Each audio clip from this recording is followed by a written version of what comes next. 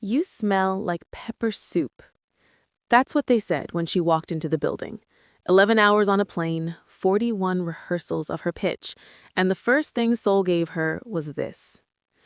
Dami Adeyinka hears it the moment she walks into the lobby of Hanguk Foods Group's headquarters in Seoul. The man who says it is an executive. She will learn his name in 20 minutes when he sits across from her at the boardroom table, walking past with a colleague, and he says it the way people say things they believe you cannot hear.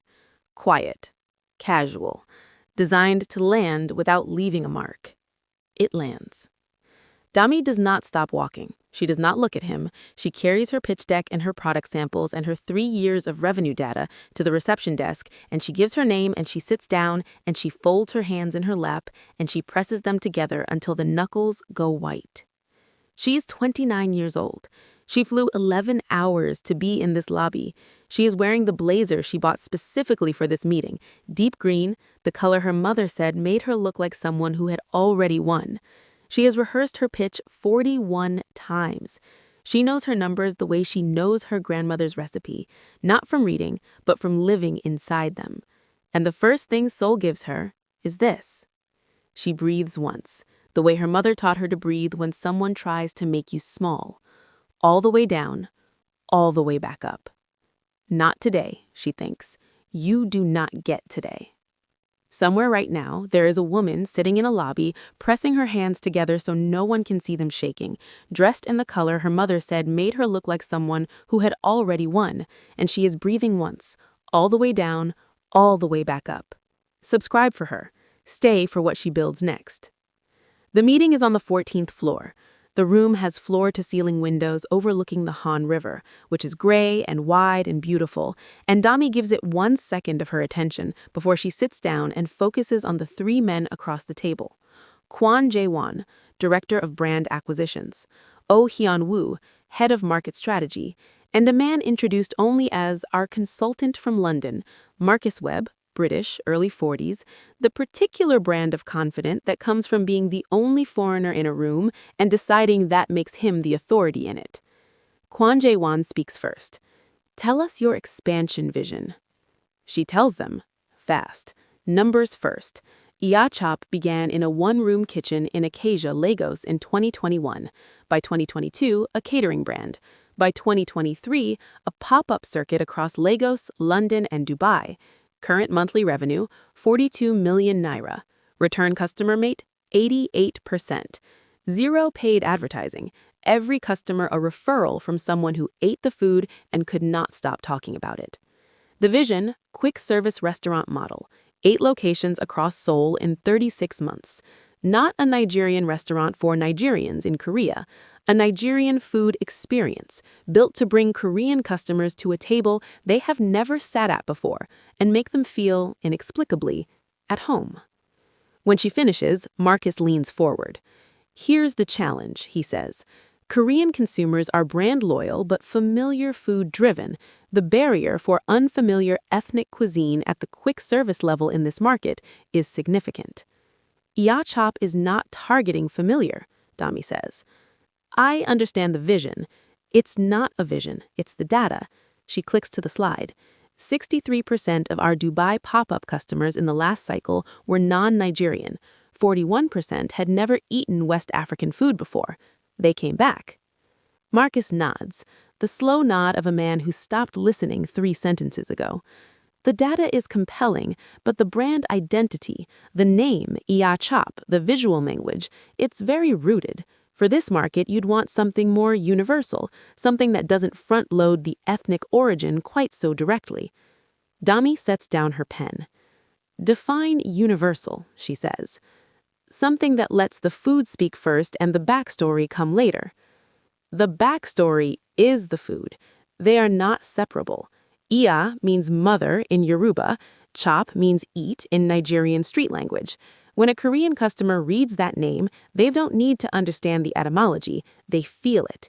Iya, it sounds like what it is. It sounds like someone made this specifically for you.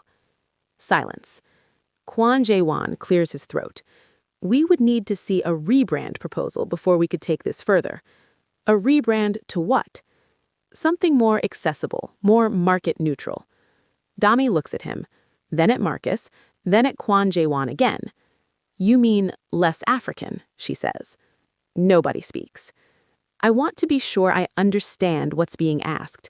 You want me to remove my grandmother's name from my brand name, redesign my visual identity to remove its Nigerian reference points, and present you with something that looks like it could have come from anywhere." She pauses. "Is that correct?" Kwon Jae-won shifts in his chair. "We're suggesting an adaptation. That is not adaptation. That is erasure." She closes her laptop. She picks up her folder. She stands. "I appreciate your time. This is a beautiful building, and you have an extraordinary view." She looks at the Han River once because it is, in fact, extraordinary.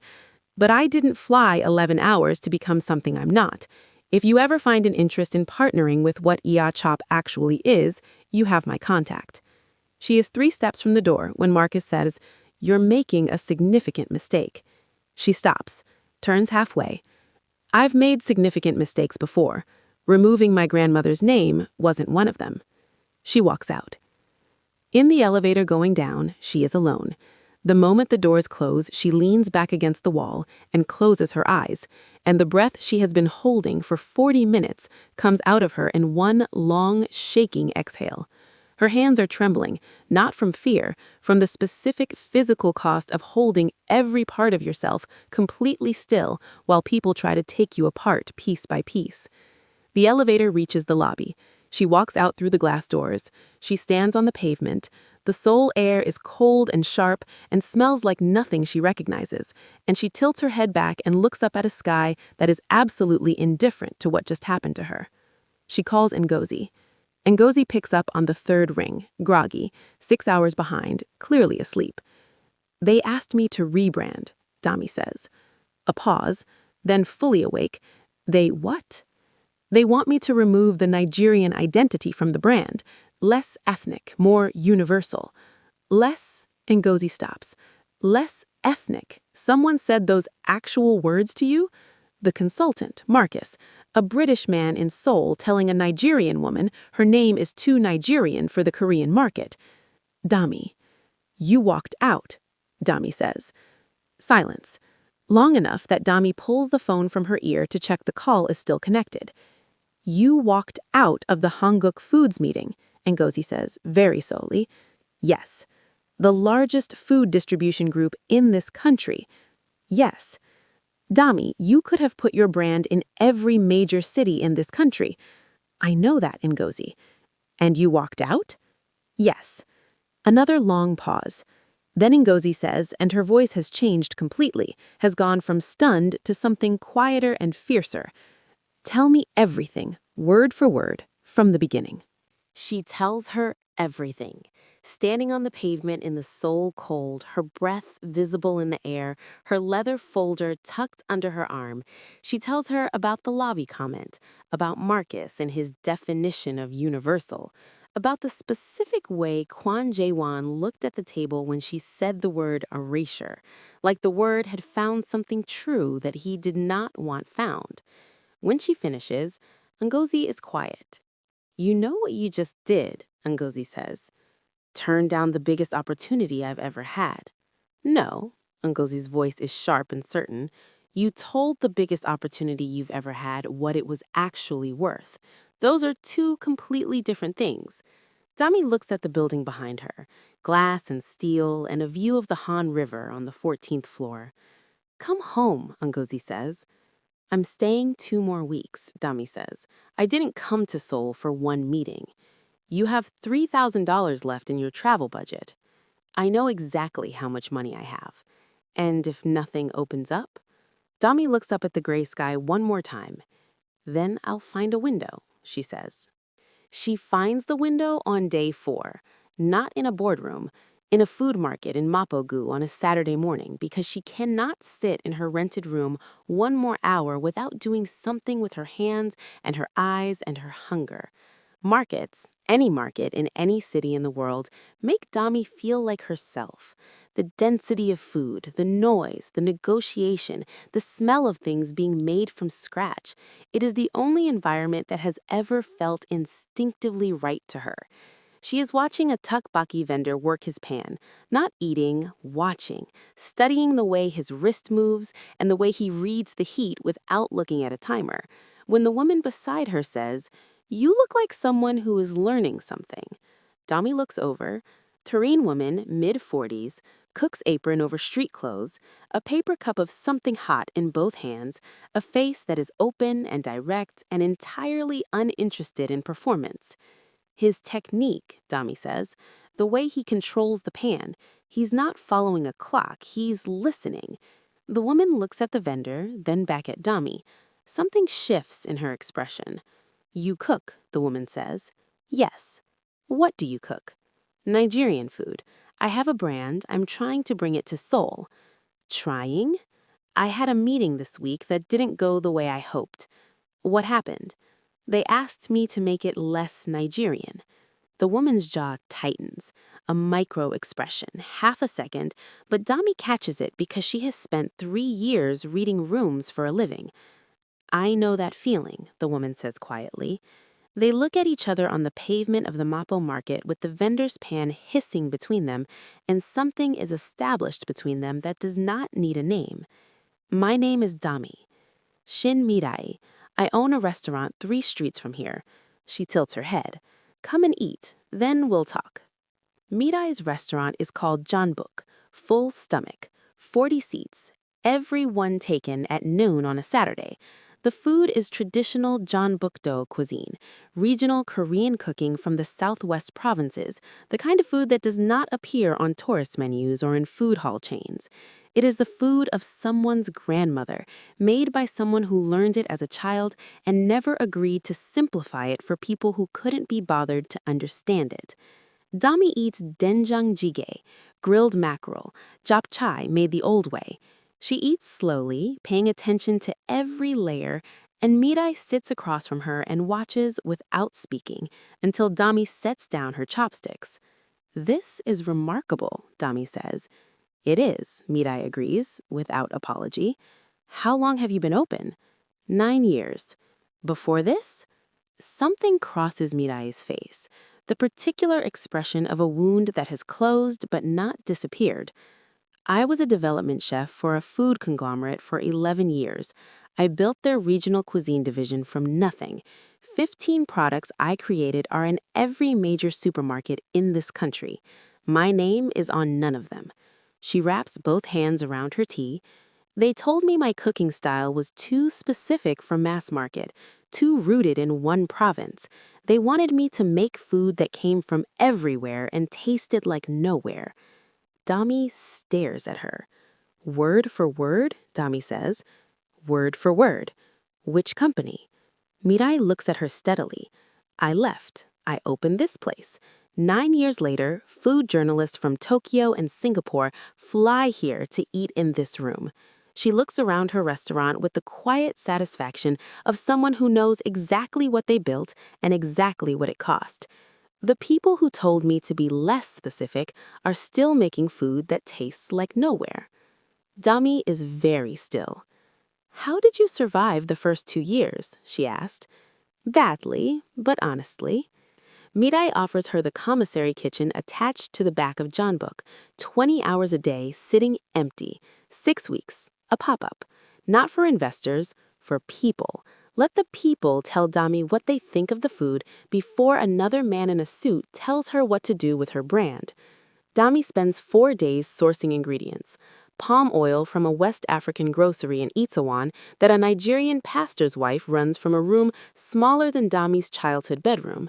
Scotch bonnet from a Thai import supplier.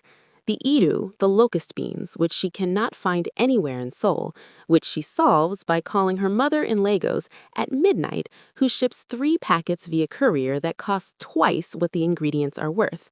She handwrites the menu in English and Korean.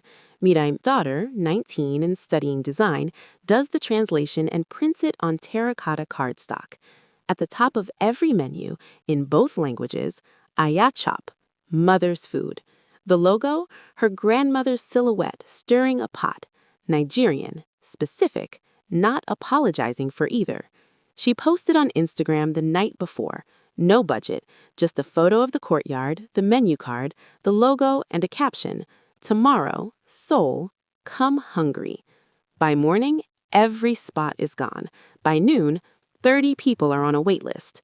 The first guest arrives 15 minutes early, a Korean woman in her 60s who stands outside the courtyard gate holding a small gift of persimmons wrapped in newspaper, which she presents to Dami with both hands. My granddaughter showed me your Instagram. She said the woman cooking is very far from home. I wanted to welcome her. Dami takes the persimmons with both hands, the way her mother taught her to receive a gift, fully, not casually, and she says, "Thank you" in Yoruba, then in English, and the woman smiles like she understood both languages, and perhaps she did, because thank you sounds the same in every language when it's real. Service runs 4 hours. Pepper soup ordered from a window in the kitchen wall that Dami serves herself, suya grilled over charcoal that fills the courtyard with a smell that makes people stop on the street outside and look in. Puff puff dusted with cardamom, her grandmother's variation for celebrations, which makes every table go silent in the particular way that unexpected pleasure produces silence. Then, at 3 in the afternoon, a man sits at the last remaining table. Korean, early 30s, sharp-faced, a jacket that suggests money without announcing it. He orders the full menu. He eats quietly and methodically, the way someone eats when they are gathering information rather than pleasure. He photographs each dish before touching it. He finishes everything. When he pays, he places his business card on the table without speaking and leaves. Mita picks it up. She reads it. Her expression changes, barely, but Dami is watching. "What?" Dami says. Mita turns the card over and hands it to her. Lim Jae-sung, head of New Concept Development, Hanguk Foods Group. The rage that moves through Dami is fast and total and clean. Hanguk Foods Group. The same building, the same 14th floor with the beautiful view of the Han River.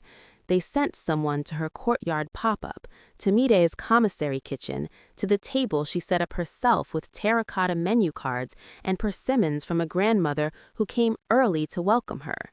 They sat inside something she built with borrowed equipment and courier-shipped locust beans, and ate her food and left a business card like a calling card dropped at a scene.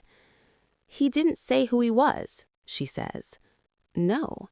He just ate and watched and left." "Yes." "What does it mean?"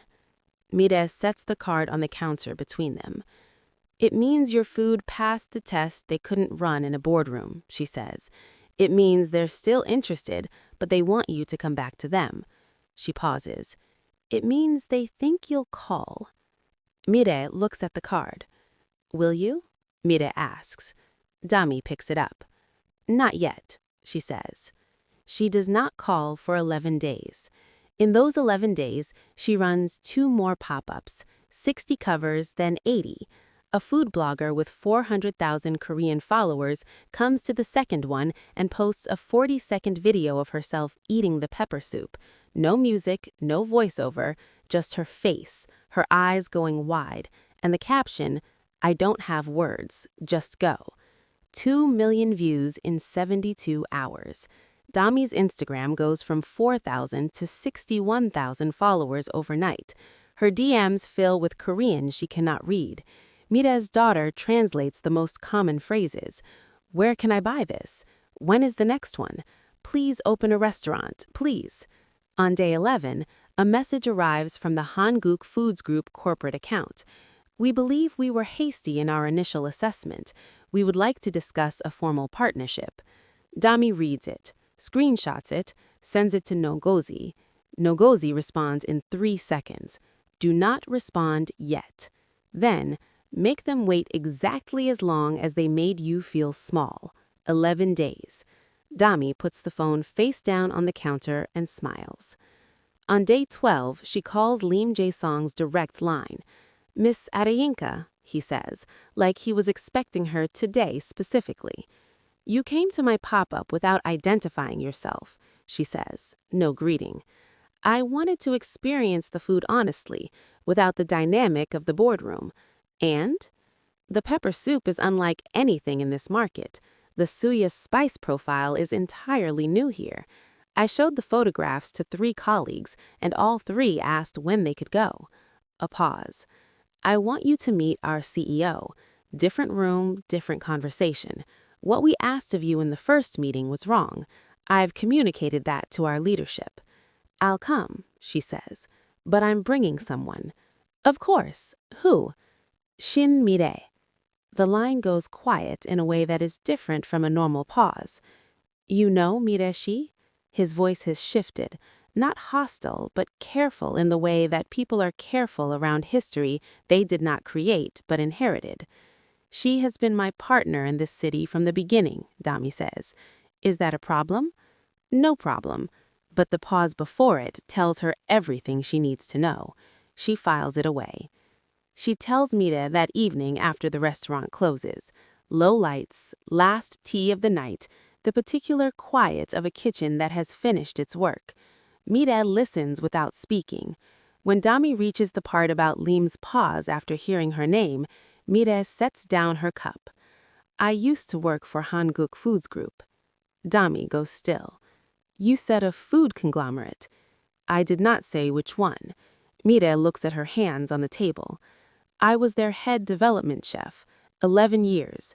When I left, there was a dispute about intellectual property, recipes I developed that they believed belonged to them and I believed belonged to my family's tradition.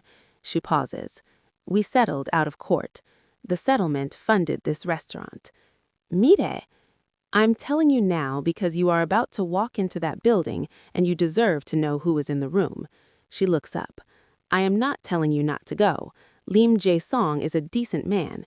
The CEO now is different from the one during my time. The deal could be genuine. Her voice is very even. But go in knowing what you're worth. Know what is yours, and make absolutely certain every document you sign says so in language that cannot be reinterpreted. The kitchen is silent. Why did you help me? Dami asks. The first day at the market. You didn't know me. You had history with this company. Why? Mire is quiet for a long moment. When they told me my cooking was too regional, I believed them for 3 years. 3 years I wasted making food that tasted like nothing, trying to please everyone, shrinking everything that made me specific into something acceptable. She picks up her cup. I watched you for 40 seconds at that market stall, and I could see you were 5 minutes away from deciding to believe them too. She pauses. I was not going to let that happen. The second meeting at Hanguk Foods Group is on Thursday morning. The room is smaller, warmer. Marcus Webb is not in it. In his place is Choi Yun-hee, Chief Creative Officer, who has the focused energy of someone who has already read everything Dami has ever posted online and is not going to pretend otherwise. At the head of the table is Han Do-yoon, the CEO, 63, silver-haired, who stands when Dami and Mire walk in. He looks at Mire. Mire looks at him. 9 years of shared history passes between them in 2 seconds without a word. Mire-shi, he says. Han Do-yoon-shi, she says. They sit. Dami presents. The same numbers, updated with the Seoul pop-up data. 206 covers, waiting list of 240, 61,000 new Instagram followers, a 40-second video with 2 million views. When she finishes, she puts the laptop down and says the 3 things she needs. A commissary kitchen in central Seoul, fully equipped, under her control. Real estate access for 2 locations, neighborhoods of her choosing. A distribution partnership for a retail product line, the spice blends, the palm oil base, the pepper soup kit. In exchange, 15% revenue share on the retail line, first right of refusal on additional Seoul locations. Choi Yun-hee looks up from her laptop. That's lean for us. It's fair for now, Dami says. In 12 months, it will look generous. Right now, it looks lean because you're betting on something you don't fully understand yet. She looks at Han Do-yeon directly.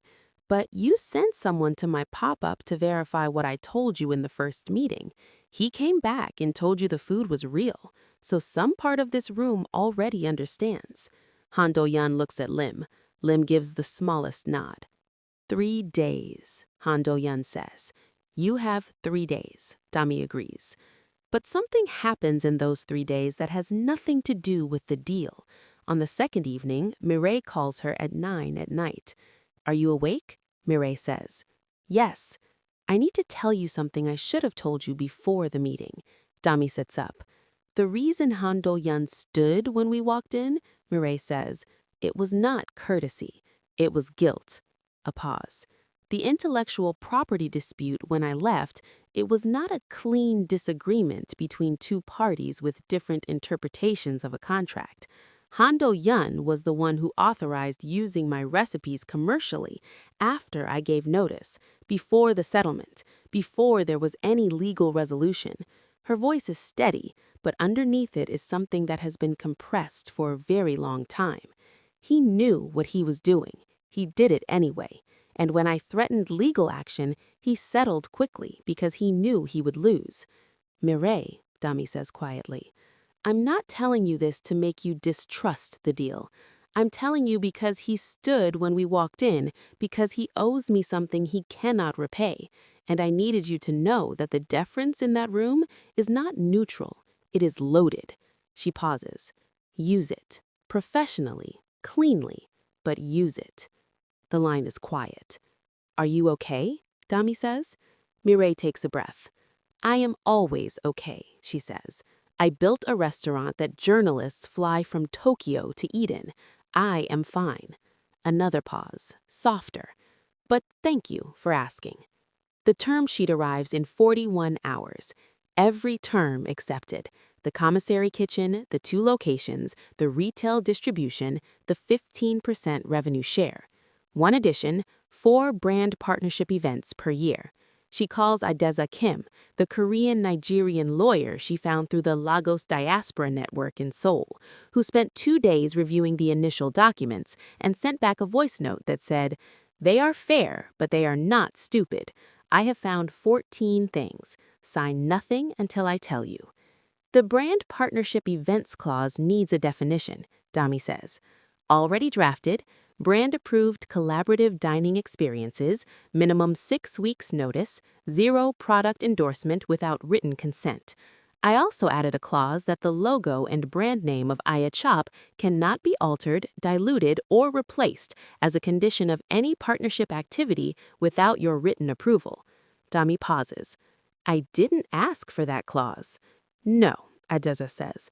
But you needed it, and I put it in because I read about what happened in the first meeting. A pause. Nobody is touching your grandmother's name. Not on my watch. Dami grips the phone. Ideze.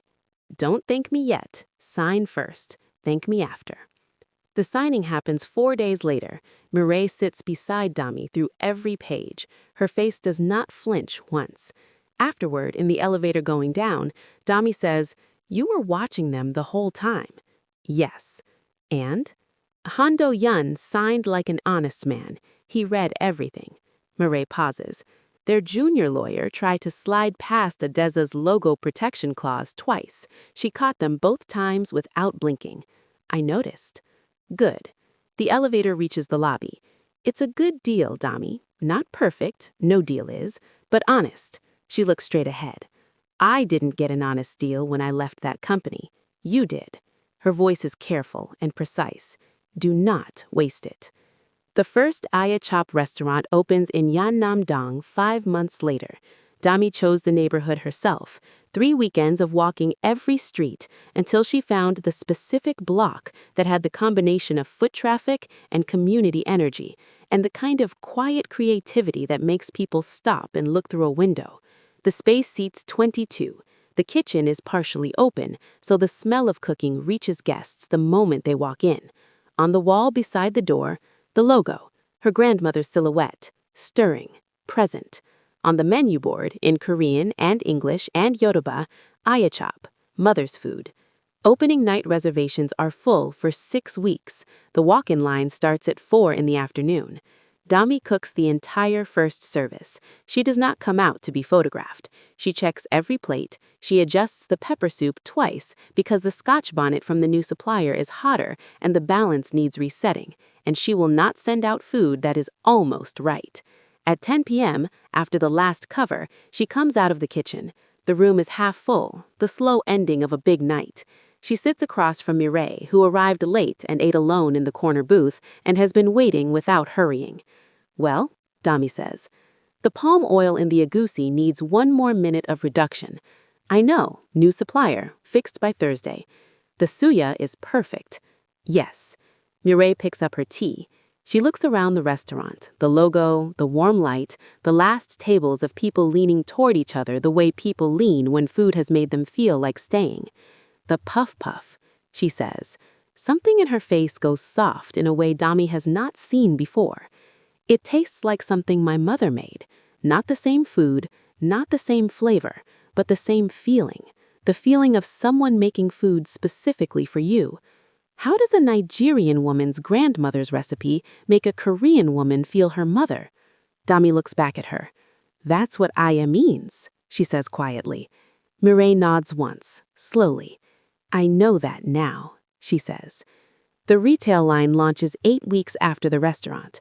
The pepper soup kit first. 12,000 units sell in week 1. The reorder comes before week 2 ends. Choi Yen-hee calls Dami personally, her professional composure barely containing the energy underneath. We need to discuss scaling production, she says. I know, my Lagos supplier is already increasing capacity. You anticipated this. I told you it would look generous in 12 months. It's been 8 weeks. Choi laughs, surprised out of her, real. Yes, she says, you told us. And then, on a Tuesday morning, 3 months after the restaurant opens, an email arrives that makes the floor move. Formal letterhead. A law firm she has never heard of. Subject line, Notice of Intellectual Property Dispute. Ayachop Brand Identity and Recipe Portfolio. She reads it once. Her eyes go still. She reads it again. She calls Adeza. I'm reading it now, Adeza says. 3 minutes of silence. Then, Dami, I need you to sit down. I'm sitting. The claim is that the Ayachop brand name, logo, and core recipe portfolio were developed in collaboration with a third party who retains co-ownership rights, and that the Korean commercial launch constitutes a breach of an undisclosed partnership agreement.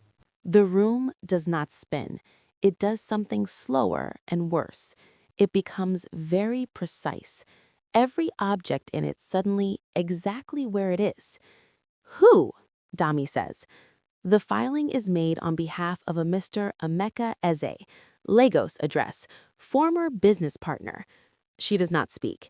Emeka Eze, the man who gave her 300,000 naira in January 2021 when she was cooking from a one-room kitchen in Ikeja and needed a commercial blender, a proper pot set, a working refrigerator.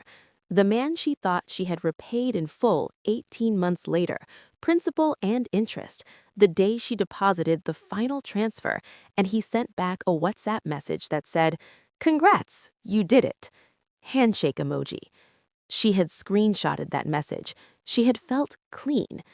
Arieze, she says. Her voice is very quiet. Yes. He sent me a WhatsApp when I repaid him. He said congratulations. He said nothing about any outstanding claim. Do you have any signed documents from 2021 that include partnership language? She goes cold. Not gradually, all at once. I wrote the agreement myself, she says. I was 26. I called it a business investment agreement. I meant it as a loan. Her throat tightens. Arieze, I used the word partnership in 3 places. I described him as a founding partner for the initial phase. I listed the recipe portfolio as jointly developed intellectual assets. She can hear Arieze breathing. Send me everything from 2021, Arieze says, very carefully. Everything you have. Tonight. Dami sends the documents. Then she sits at the kitchen table in her Seoul apartment, the small one she has been renting since October, with the window that looks onto a narrow street where a rice cake vendor sets up every morning at 7. and she sits with what she has just learned about herself. She was 26. She needed equipment. She trusted him. She wrote a document at midnight on a borrowed laptop, and she used words she did not fully understand, and she thought love and trust and a handshake and a WhatsApp message were enough to hold something together. And for 3 years they were. For 3 years, Emeka said nothing. He watched her build. He watched her go from a one-room kitchen in Ikeja to pop-ups in London and Dubai. He watched the Hanguk Foods partnership announcement. He watched the retail line launch. He watched 12,000 units sell in a week. And then he filed. She sits with that. Not the anger. The anger comes later, clean and useful. Right now, she sits with the grief of it. The specific grief of realizing that someone who said, "Congrats, you did it," was sitting quietly, watching, calculating the exact moment when what you built would be worth taking. She does not call anyone for 2 hours. She sits at the table and she lets herself feel the full weight of it because she has learned, hard through years of running a business alone, that the feelings you skip over do not disappear. They just surface later in the middle of negotiations, or in the kitchen at 2 in the morning, or in front of a room full of people you cannot fall apart in front of. Better to feel them now, fully, in a small apartment in Seoul, with a rice cake vendor outside the window who does not know her name. She cries for 20 minutes. Not quietly, the real kind. Then she washes her face. She calls her mother in Lagos, not to explain, just to hear the voice. They talk for 11 minutes about nothing important. Her mother's neighbor's new baby, a mango tree in the compound that is finally fruiting again after 2 years. Small, real, rooted things. When she hangs up, something has settled. She picks up her phone and calls Ngozi. "Emeka filed an IP claim," she says. Silence. "Emeka Eze," Ngozi says slowly. "Yes." "The man you repaid in full?" "Yes." "Dami." A pause. "How bad is the document?" "I use the word partnership, founding partner, jointly developed intellectual assets." "Oh, Dami." "I know." "How did he know about the Korean deal, about the scale? You didn't publicize the Hanguk terms." Dami stops. The question sits in her chest like a stone dropped in still water. How did he know? She goes through every person who knew about the Hanguk Foods deal in detail. Ngozi, Mireille, Arieze, her mother, 2 staff members in Lagos who handled the pantry supply shipments, and one other person, the person who introduced her to Emeka in 2021, who was in the room the night the agreement was signed, who has been calling her every 2 weeks since the Seoul launch, calls she always read as support, as excitement, as a cousin proud of her cousin, but that now, placed beside this moment, look like something entirely else. Calls with specific questions, questions about the Hanguk Foods terms, questions about retail numbers, questions about whether the deal was in writing. Her cousin, Tolu. She does not call Tolu, not yet. She knows herself well enough to know that if she calls Tolu now, from this place, from the specific heat of having just understood what happened, she will say things she cannot take back and learn nothing she needs to know. She waits. She sends everything to Arieze. She goes to the restaurant the next morning, and she opens the kitchen and she cooks because the restaurant does not close because someone is trying to take it, and because her staff arrive at 8 expecting to work, and they deserve to work, and the customers on the reservation list deserve to eat, and the food does not stop being real because someone is trying to claim it. Arieze calls 72 hours later. Good news and news that will make you angry. Good news first. The IP claim on the recipes will not hold. Recipe names and general food concepts are not protectable intellectual property under Nigerian or Korean law. He cannot own pepper soup. He cannot own aya chop. You trademarked it in Nigeria in 2022, and the trademark is registered in Korea as part of the Hanguk deal. The brand is yours, fully. That is not in dispute. Dami exhales.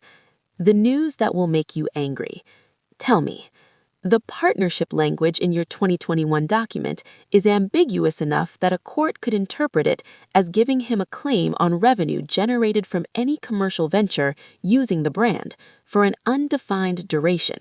He is not claiming ownership, he is claiming a buyout of what he describes as his founding partner equity. Arieze pauses.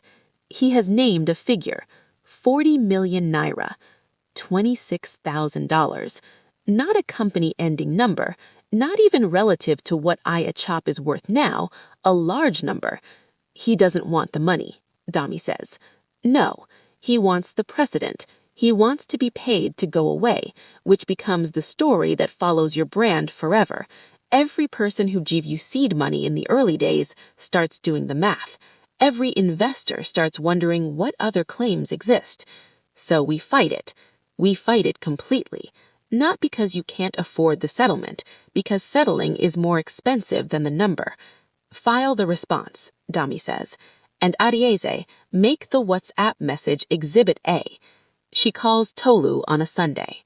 She has waited 12 days, long enough for the heat to become something cooler and more precise, long enough to know exactly what she wants to understand and what she needs to say. Tolu picks up on the second ring, warm and unsuspecting, her voice carrying the particular brightness of someone who does not yet know the shape of the call they are receiving.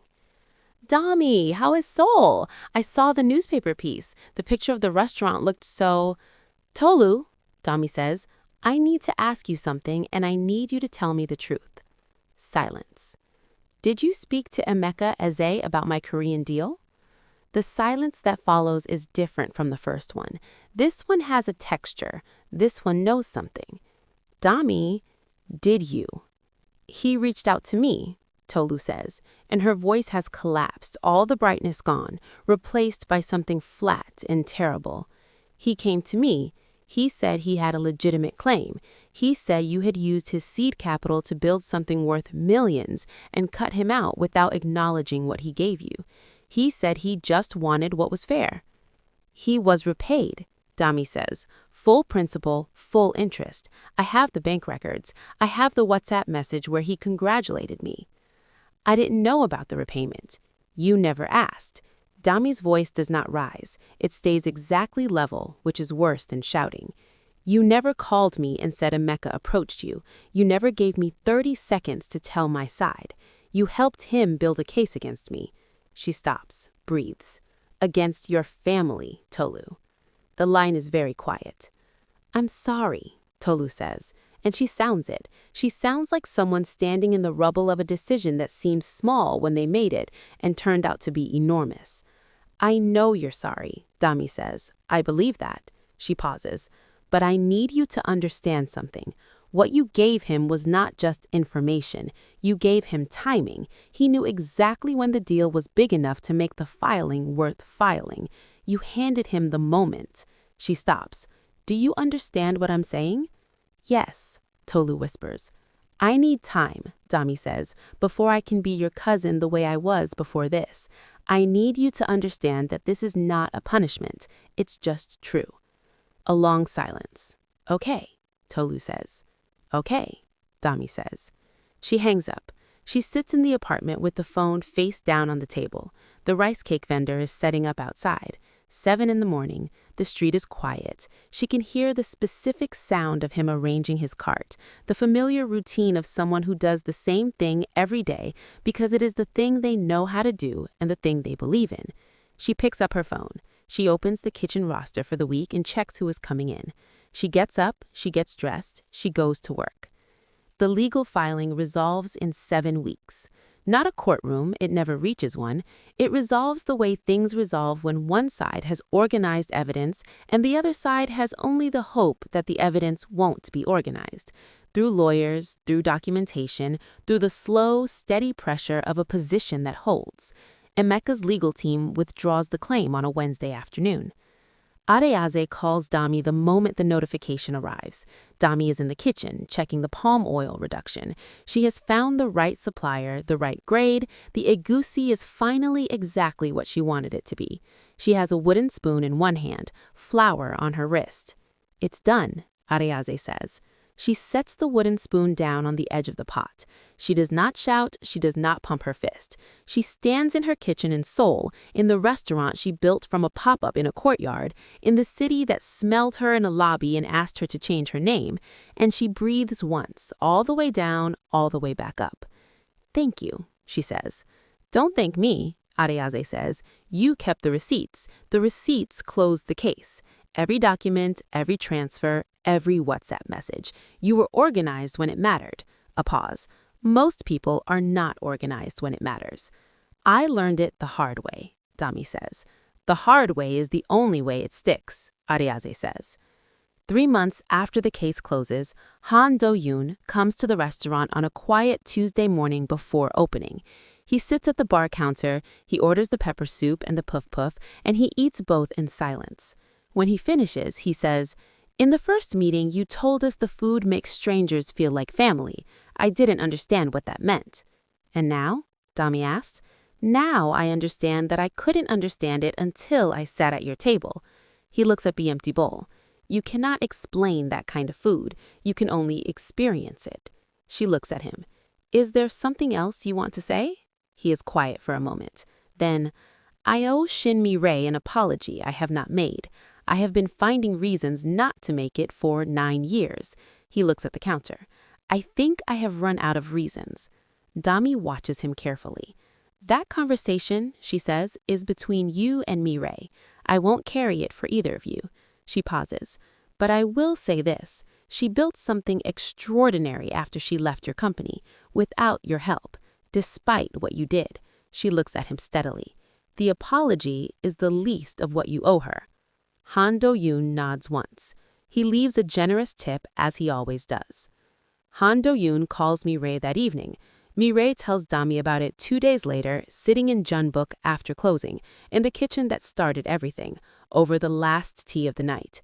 "He called," Mi-rae says. "I know. What happened?" "He apologized." She wraps both hands around her cup. "Properly, not with conditions or explanations. He said, 'I took what was yours and I called it business, and I have known for 9 years that it was wrong.'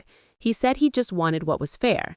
"He was fair," she says. "Full principal, full interest. I have the bank records. I have the WhatsApp message where he congratulated me." "He didn't know about the repayment." "You never asked." Dami's voice does not rise. It stays exactly level, which is worse than shouting. "You never called me and said a Mecca approached you. You never gave me 30 seconds to tell my side. You helped him build a case against me." She stops, breathes. "Against your family, Tolu." The line is very quiet. "I'm sorry," Tolu says. And she sounds it. She sounds like someone standing in the rubble of a decision that seemed small when they made it and turned out to be enormous. "I know you're sorry," Dami says. "I believe that." She pauses. "But I need you to understand something. What you gave him was not just information. You gave him timing. He knew exactly when the deal was big enough to make the filing worth filing. You handed him the moment." She stops.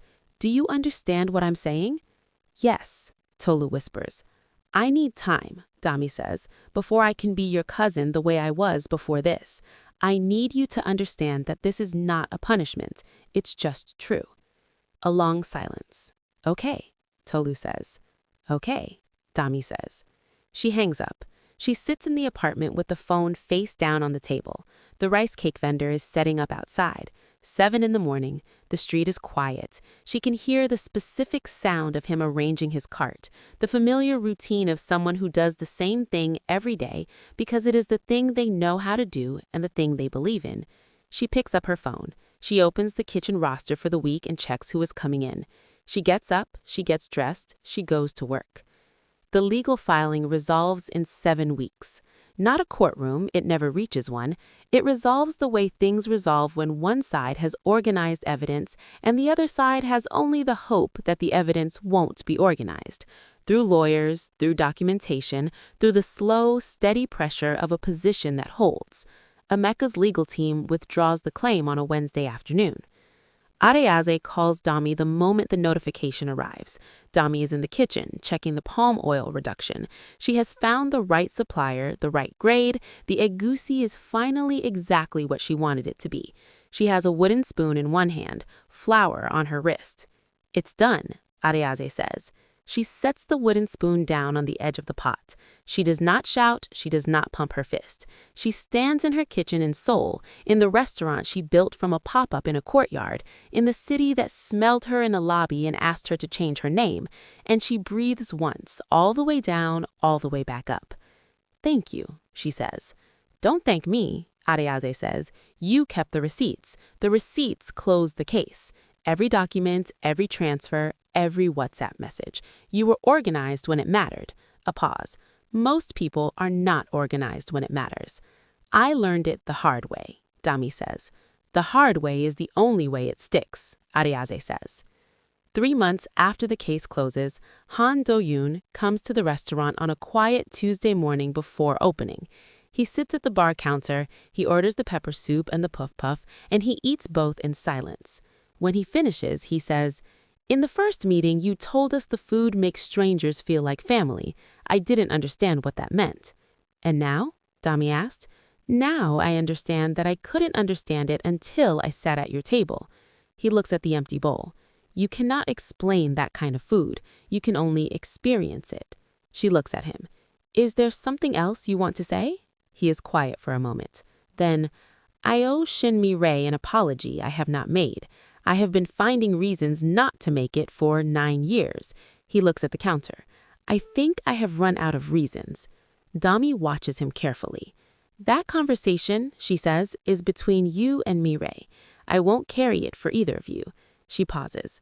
"But I will say this. She built something extraordinary after she left your company, without your help, despite what you did." She looks at him steadily. "The apology is the least of what you owe her." Han Do-yoon nods once. He leaves a generous tip, as he always does. Han Do-yoon calls Mi-rae that evening.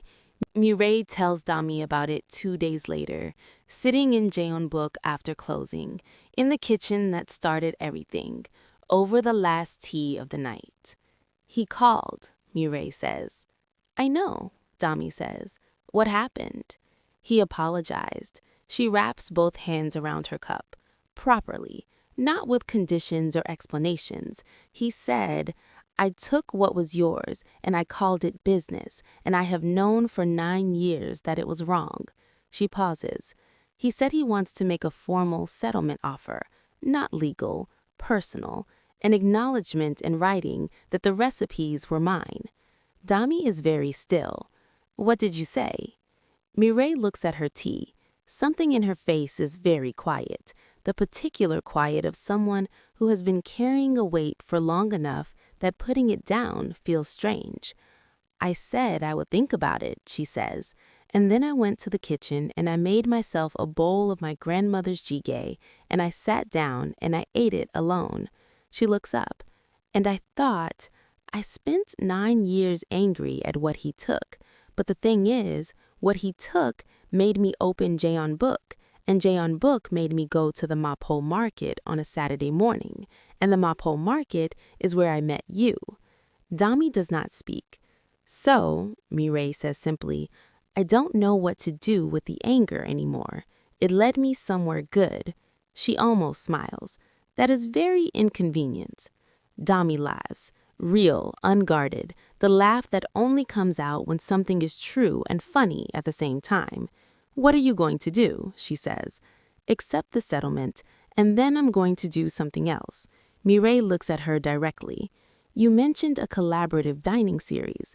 Lagos, Seoul, London, Tokyo, Nigerian and Yeonnam-dong cuisine, alternating menus." "Yes." "I want to do it," Mi-rae says. "Not as a favor, as a partner, proper agreement. Adaze writes the contract. Equal terms." "Equal terms," Dami says immediately. They look at each other across the kitchen table. "When do we start?" Mi-rae says. "I'll call Areaze in the morning," Dami says. The second Ayachop location opens in Seongsu-dong 4 months later. On the opening morning, before the first guest arrives, Dami stands alone in the empty restaurant. She looks at the logo on the wall, her grandmother's silhouette, the stirring hand, the figure that a man in a lobby tried to make her feel ashamed of, and a consultant tried to convince her to erase, and an old friend tried to monetize without permission. Still there, exactly as she designed it, exactly as it has always been. Her phone buzzes. Unknown number. Nigerian flag emoji. My name is Chisum. I've been trying to sell at a market in Busan for 6 months. They keep telling me my chin-chin and zobo are too Nigerian for the local customer. Someone sent me your story last night. I couldn't sleep after I read it. Can I ask you something? Dami reads it twice. She types, "Ask me anything." She puts the phone in her pocket. She thinks about Chisum and Busan with her chin-chin and her zobo and a market that keeps telling her to adapt. She thinks about what it costs to hear that every week from people who have decided before tasting that what you made is not for them. She thinks about how long it takes to stop believing them. She thinks about a lobby in Seoul and a gray sky and a food vendor in Mapo-gu and a kitchen that smelled like doenjang and the woman who sat across from her and said, "I watched you for 40 seconds and I could see you were 5 minutes away from believing them."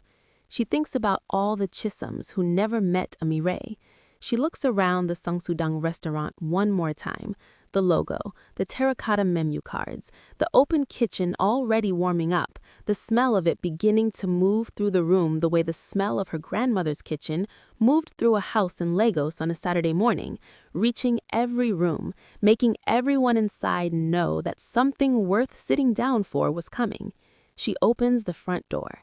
The first guest is already outside, a Korean woman, 60s, holding a small gift wrapped in newspaper. Persimmons. Dami takes them with both hands. "Welcome," she says, and she means it in every language she knows. That woman walked into Seoul smelling like pepper soup and left with an empire built on exactly that. If this story found something in you, share it right now with someone who needs it. And subscribe, because Chisum's story is already being written, and it starts in Busan with one woman, one product, and a market that has no idea what's coming.